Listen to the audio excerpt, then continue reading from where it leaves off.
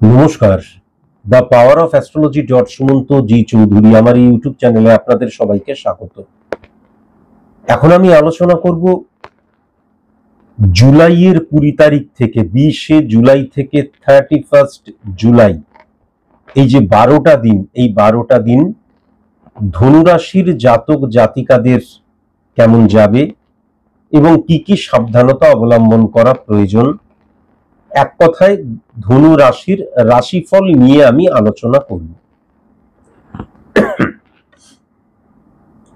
আমি বহুবার বলেছি, আবারও বলছি, যেই যে আমি ধনুরাশি নিয়ে আলোচনা করছি, পশ্চিমবঙ্গে কয়েক লক্ষ ধনুরাশির জাতক জাতিকা আছেন। তাদের প্রত্যেকের date of birth, time of birth, place of birth আলাদা, সুতরাং জন্মছক আলাদা। সুতরাং জন্মছক দ্বারা pure science, pure calculation, pure ম্যাথের দ্বারা যে স্পট ইমপ্লিমেন্টেশন ছক ক্রিয়েট করা হয় সেটা আলাদা। আবার আমার যদি date of birth, time of birth, place of birth না থাকে, তাহলে কালপুরুষ ছকের মধ্যে দিয়ে অর্থাৎ চোখের কর্নিয়া দ্বারা যে ছক ক্রিয়েট করা হয় এবং তার দ্বারা যে প্রেডিকশন করা হয়, প্রত্যেকটা মানুষ আলাদা, সুতরাং প্রত্যেকের প্রেডিকশন আলাদা হবে। সুতরাং আপনি যদি ধনুরাশির জাতক জাতিকা হন এবং আপনি যদি মনে করেন যে আমি আমার নিজের প্রেডিকশনটা সম্পর্কে জানবো, আমি আমার নিজের সম্পর্কে জানবো, তাহলে অবশ্যই কিন্তু কোনো সায়েন্টিফিক অ্যাস্ট্রোলজারের কাছে গিয়ে আপনি প্রেডিকশনটা করিয়ে নেবেন। সায়েন্টিফিক অ্যাস্ট্রোলজার তিনি যিনি কিন্তু জন্মছক, তার দ্বারা যে স্পট ইমপ্লিমেন্টেশন ছক, pure science, pure calculation, pure math, হ্যাঁ, যে স্পট ইমপ্লিমেন্টেশন ছকটা ক্রিয়েট হলো, দুটোকে ট্যালি করে কিন্তু প্রেডিকশন করেন। সায়েন্টিফিক অ্যাস্ট্রোলজার তিনি যিনি কিন্তু হাত দেখাকে, হোরা পদ্ধতিকে কখনো অ্যাস্ট্রোলজি বলে মানেন না। অ্যাস্ট্রোলজি সাবজেক্টের মধ্যে হাত দেখা বা হোরা পদ্ধতি কখনোই কিন্তু পড়ে না। সংখ্যাতত্ত্ব পার্ট অফ অ্যাস্ট্রোলজি, সংখ্যাতত্ত্ব দ্বারা কখনো প্রেডিকশন করা সম্ভব নয়। আমি যখন কোনো প্রেডিকশন করছি, তখন প্রেডিকশনে যে ক্যালকুলেশন, পার্সেন্টেজ, ভাইব্রেশন বের করা হচ্ছে, সেক্ষেত্রে কিন্তু সংখ্যাতত্ত্বকে ব্যবহার করা হয় 5%, 10%, 15%। কিন্তু সংখ্যাতত্ত্ব দ্বারা কখনো অ্যাকুরেট প্রেডিকশন করা সম্ভব নয়। বানিয়ে বানিয়ে আমি অনেক কিছুই বলতে পারি, কিন্তু অ্যাকুরেট প্রেডিকশন করা সম্ভব নয়। তাহলে আমাদের সায়েন্টিফিক অ্যাস্ট্রোলজার তিনি যিনি কিন্তু জন্মছক, যিনি কিন্তু স্পট ইমপ্লিমেন্টেশন ছক, যিনি কিন্তু কালপুরুষ ছক, এইগুলোকে কিন্তু তিনি ক্রিয়েট করতে পারেন এবং এর দ্বারা তিনি প্রেডিকশন করতে পারেন। কালপুরুষ ছক আর কালপুরুষ ছক দুটো কিন্তু আলাদা। কালপুরুষ ছক মানে মেষকে 1 ধরে মিনকে 12 ধরা, আর কালপুরুষ ছক বেসড অন স্পট ইমপ্লিমেন্টেশন ছক, pure science, pure calculation, pure math. আর যদি মনে করেন যে স্যার আপনার কাছে যাব, আমার কাছে আসতে গেলে কিছু নিয়ম আছে। প্রথম নিয়ম, সেলিব্রিটিরা আমার কাছে আসবেন না। আমি সেলিব্রিটিদের প্রেডিকশন করি না, পলিটিশিয়ানদের প্রেডিকশন করি না। 2, 3 নম্বর, যারা হাতের মধ্যে স্টোন পরে আছেন, জেম স্টোন পরে আছেন, তাদের আমি কখনো প্রেডিকশন করি না। আর মনে রাখতে হবে যে যাই ফিসটা 1500 টাকা দিয়ে একটু জেনে আসি সামনেটা কেমন আছে, কখনো তারা আমার কাছে আসবেন না, কখনো তারা আমার কাছে আসবেন না যারা ভীষণ সিরিয়াস। কেননা একজন সায়েন্টিফিক অ্যাস্ট্রোলজার প্রেডিক্টর, সমাজ সংস্কারক নয়। তিনি আপনার পজিটিভ সাইড নিয়ে আলোচনাই করবে না, নেগেটিভিটিকে ফাইন্ড আউট করবে এবং নেগেটিভিটিটা যে আপনি জানলেন, তারপরে বাই হুক বাই ক্রুক ঘটি বাটি বিক্রি করে হলেও আপনাকে সেই নেগেটিভিটিটা অফ করতেই হবে। এটা কিন্তু অবশ্যই ততটাই যদি সিরিয়াস হন তবেই কিন্তু আমার চেম্বারে আসবেন অথবা আমাকে দিয়ে অনলাইনে প্রেডিকশন করাবেন। তা না হলে কদাপি কিন্তু আমাকে দিয়ে প্রেডিকশন করাবেন না, কখনো করাবেন না। বারবার ধরে কিন্তু জানিয়ে রাখলাম, কখনো প্রেডিকশন করাবেন না বা আমার কাছে আসবেনই না, বারবার ধরে কিন্তু বললাম। তার কারণ আপনারা এতদিনে বুঝতেই পেরে গেছেন আমি কিন্তু সব বুঝতে পারি।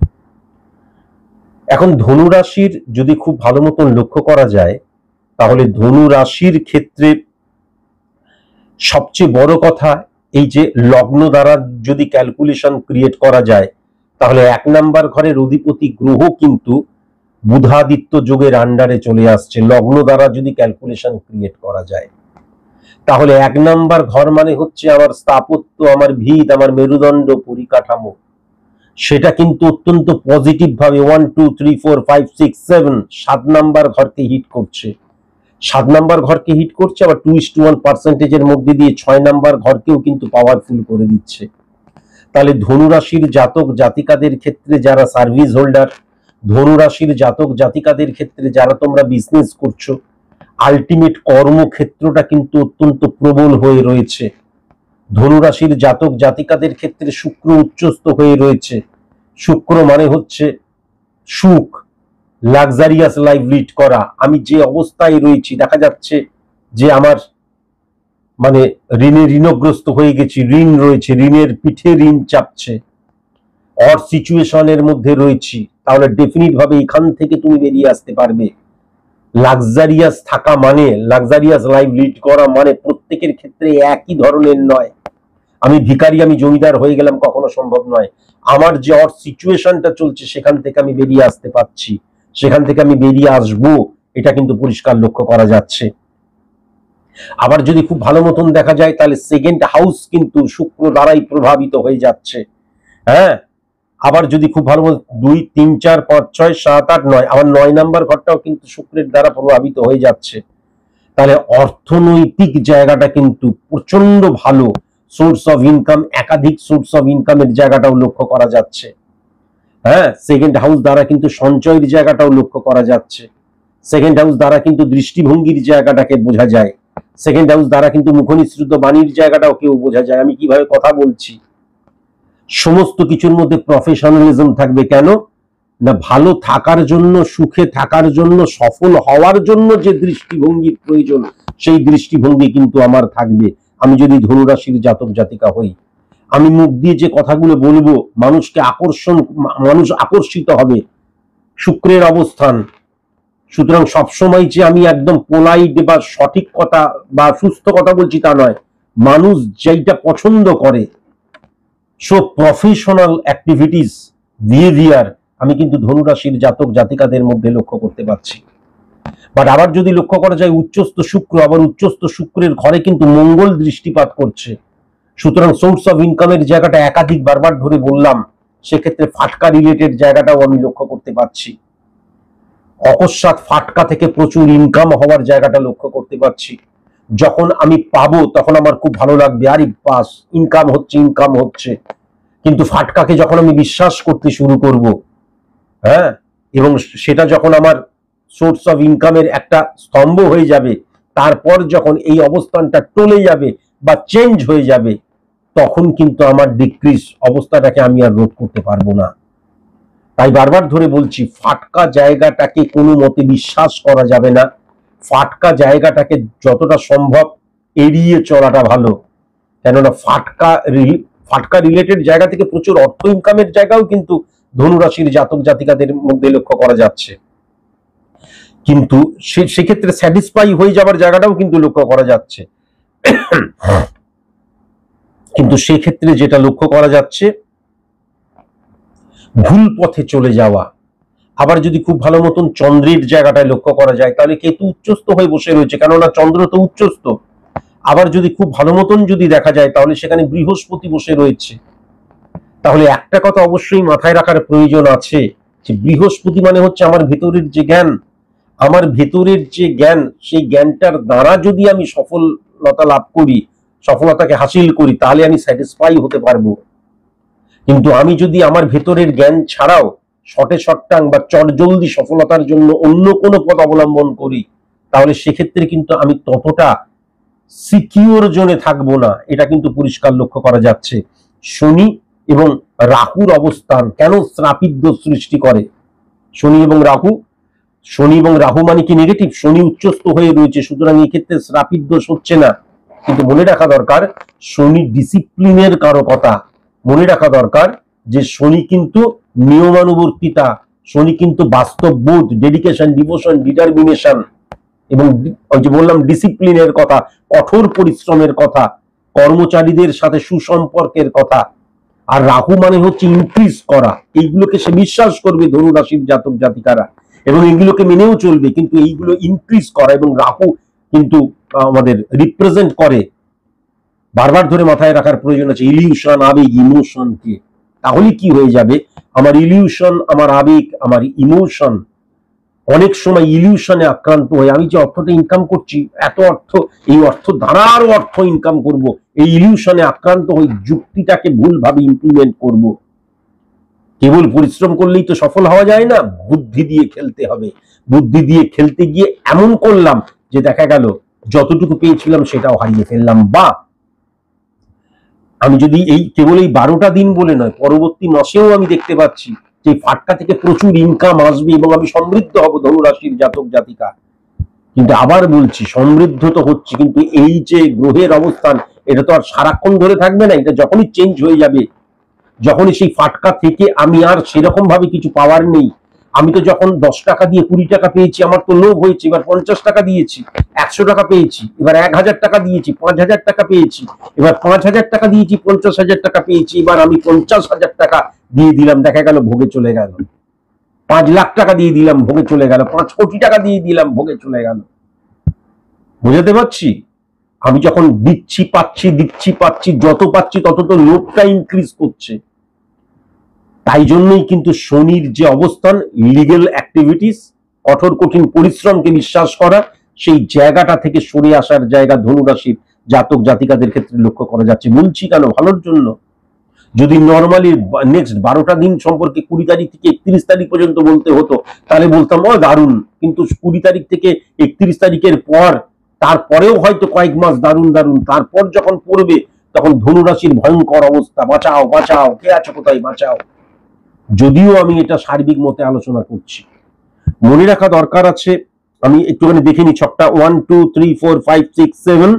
হ্যাঁ, মনে রাখা দরকার আছে স্বামী স্ত্রীর মধ্যে কিন্তু ছোটখাটো ব্যাপারে আর্গুমেন্ট, ছোটখাটো ব্যাপারে মানে কি বলবো, মতের অমিল, মনের অমিলের জায়গা মারাত্মকভাবে লক্ষ্য করা যাচ্ছে। আর এই যে স্বামী স্ত্রী বা খুব ক্লোজ যে সম্পর্ক, সেটা প্রেমিক প্রেমিকার সম্পর্ক হতে পারে, সেটা মা সন্তানের বা বাবা ছেলের বা বাবা মেয়ের সম্পর্ক হতে পারে। ক্লোজ সম্পর্কের মধ্যে বা আমার নিজস্বতার ক্ষেত্রে আমি যেটা দেখতে পাচ্ছি, আমি অন্যের দ্বারা পরিপুষ্ট হয়ে যাচ্ছি। অন্য কেউ আমাকে বলছে, আমার মস্তিষ্কের মধ্যে ঢোকাচ্ছে, সেটাকে আমি বিশ্বাস করছি। সুমন্ত বাবু আপনি একজন ভালো অ্যাস্ট্রোলজার, উনি বলছে ভালো অ্যাস্ট্রোলজার, তাহলে আমি ভালো অ্যাস্ট্রোলজার। সুমন্ত বাবু আপনি একজন ঘন্টার অ্যাস্ট্রোলজার, উনি খারাপ বলছে আমি ঘন্টার অ্যাস্ট্রোলজার, তাহলে আমি তো বোধহয় ঠনঠনা গোপাল, একদম ফালতু অ্যাস্ট্রোলজার। অন্যের দ্বারা প্রভাবিত হয়ে যাচ্ছি। সুমন্ত বাবু আপনার বউকে আজকে দুপুর বেলায় দেখলাম, এইখানে অনেকে আরো দুটো মেয়ে ছিল, কিন্তু আরো 3টে ছেলে ছিল। কি 3টে ছেলে ছিল? বাস, আমি কিন্তু জানতেও চাইলাম না যে আত্মীয় স্বজন, পাড়াপড়শি, বন্ধু বান্ধব কাদের সাথে যাচ্ছে। আমি বাইরের লোক দ্বারা পরিপুষ্ট হয়ে হিট করতে শুরু করলাম।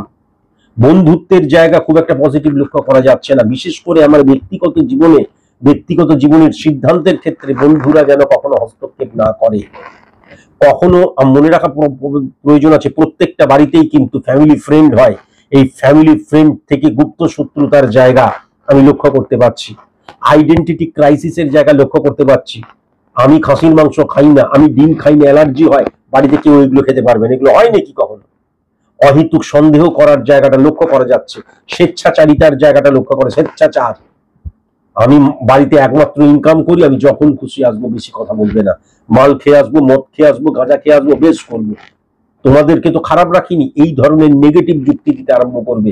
এখান থেকেও কিন্তু ভেরি ভেরি কসাস এবং কনসাস। তেমন ধনুরাশির জাতক জাতিকাদের বারবার ধরে বলছি, আমার ভেতরের যে জ্ঞান, সেই জ্ঞানের প্রতি কিন্তু আস্থা রাখাটা খুব প্রয়োজন। মনে রেখো, কাছের যে একদম ক্লোজ যে আত্মীয়, তাদের থেকে কিন্তু গুপ্ত শত্রুতার জায়গা বা পরিবারে ঝামেলা লাগার জায়গা লক্ষ্য করা যাচ্ছে। আর বন্ধু, বিশেষ করে কাছের বন্ধু আর দূরের বন্ধু থেকেও সাবধান। তার কারণ দূরের বন্ধু, দূরের আত্মীয়রা এমন কোনো কিছু একটা হোয়াটসঅ্যাপের মধ্যে দিয়ে পাঠালো, যার ফলে কিন্তু কনফিউশন সৃষ্টি হলো, শান্তি বিঘ্নিত হলো, এটাও লক্ষ্য করা যাচ্ছে। আবার যদি শ্বশুর বাড়ির জায়গাটা লক্ষ্য করা যায়, তাহলে কিন্তু বিশেষ করে আমি যেটা দেখতে পাচ্ছি, মহিলাদের মধ্যে ঝামেলা লাগার জায়গা, অর্থাৎ শাশুড়ি মা, বৌমা, এরকম ভাবে কিন্তু ডিস্টার্ব হওয়ার জায়গা লক্ষ্য করা যাচ্ছে। এবং একটা ঠান্ডা লড়াই বা ইগোর প্রবলেমের জায়গাটা মারাত্মকভাবে লক্ষ্য করা যাচ্ছে। এখান থেকে ভেরি ভেরি কসাস এবং কনসাস কিন্তু হতে হবে। ধনুরাশির যারা মহিলারা, তোমরা যারা প্রফেশনালি বাইরে বেরোচ্ছ কাজ করার জন্য, প্রফেশনাল যে স্থান, কর্মস্থানে, সেখানে কখনো কোনো রকমের কোনো সম্পর্ক স্থাপন করবে না। কেননা যদি প্রফেশনালি ফিল্ডে কোনো রকমের সম্পর্ক স্থাপন হয় বা কোনো রকমের দেখা গেল মনের বিরুদ্ধে গিয়ে কম্প্রোমাইজ করতে হচ্ছে, তাহলে অনেক ক্ষেত্রে কিন্তু সেটা এক্সট্রিম পর্যায়ে চলে যেতে পারে, বা অনেক ক্ষেত্রে সেটা কিন্তু ইললিগ্যাল অ্যাক্টিভিটিসের পর্যায়ে পড়তে পারে। আমি কিন্তু সেটা কিন্তু লক্ষ্য করতে পারছি। এখান থেকে ভেরি ভেরি কসাস এবং কনসাস। এবং আমি যদি ধনুরাশির স্টুডেন্টদের ক্ষেত্রে লক্ষ্য করতে পারি, তাহলে মনোসংযোগের অভাবটা লক্ষ্য করা যাচ্ছে, কনফিডেন্সের অভাবের জায়গাটা লক্ষ্য করা যাচ্ছে, এবং সোশ্যাল মিডিয়া দ্বারা একদম তছনছ হয়ে যাওয়ার জায়গাটা লক্ষ্য করা যাচ্ছে। কিন্তু আমি যদি কনসেন্ট্রেশন বা আদৌ এই সময়টা তাদের জন্য উপযুক্ত কি, এই জায়গাগুলো লক্ষ্য করি, তাহলে কিন্তু অত্যন্ত পজিটিভ। যেমন উচ্চশিক্ষা ক্ষেত্রেও আমি যেটা লক্ষ্য করতে পারছি, যে ইলিউশনে আক্রান্ত হয়ে হঠাৎ করে এইটার দ্বারা আমার হবে না, এইটাতে আমার আর কিছু হবে না, গিভ আপ করে দিলাম, বা আমি দেখা যাচ্ছে আমি লাইনচ্যুত হয়ে গেলাম, এই জায়গাটাও মারাত্মকভাবে লক্ষ্য করা যাচ্ছে। এখান থেকেও ভেরি ভেরি কসাস এবং কনসাস কিন্তু হতেই হবে। আজকের মতন এইটুকুই, নমস্কার।